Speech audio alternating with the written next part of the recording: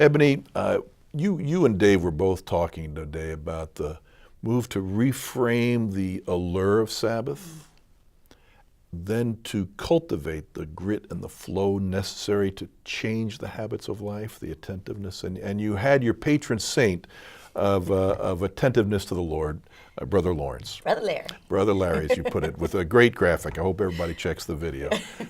Help us understand how Brother Lawrence has been a guide for you in the development of attentiveness to the Lord. Right. So Brother Lawrence, as we know, was sort of this failed dishwashing monk, right? And he just made a decision that he just wanted Jesus. He wanted Jesus.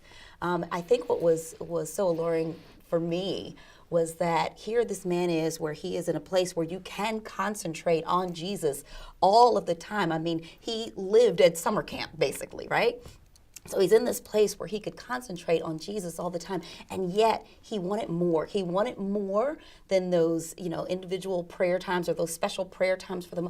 He wanted Jesus all the time, always. He figured that Jesus had that joy, that abundant joy, that he could only get from him.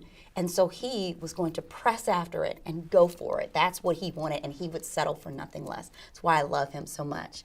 And so what he did is he just started to focus and concentrate on him at all times, always. To the extent where when it was time to pray, he actually felt like he was being interrupted because he had this sort of continual conversation going on with God all the time. What I love is that it wasn't easy for him at first. And he says there were times that he failed, but he wanted it so badly that he didn't stay there. He didn't dwell there. He kind of said, you know what? I need to get back up and get on this horse again because I want Jesus that bad, and I'm going to keep pressing until I get him. And so he got to this point where he got to flow. He was in his groove. I almost want to call it a place of euphoria, right? Where he was always in this constant conversation and always had Jesus with him, always. He had that joy, always.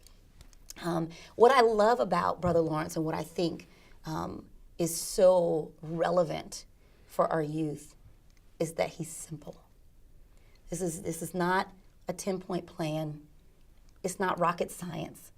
Brother Lawrence gave us a simple method, simple but innovative method of saying, hey, you can have this. Yes, you may have to do your homework for your AP classes, and you may have to work, and you got to maintain some sort of a social life, and that takes up a lot of time.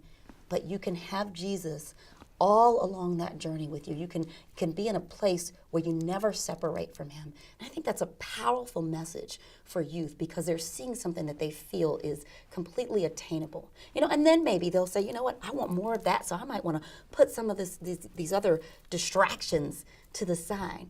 But the fact that it's something that they can actually attain, and it doesn't take any great study or any great research, the fact that they can actually attain that, I think is what's so attractive about Brother Lawrence.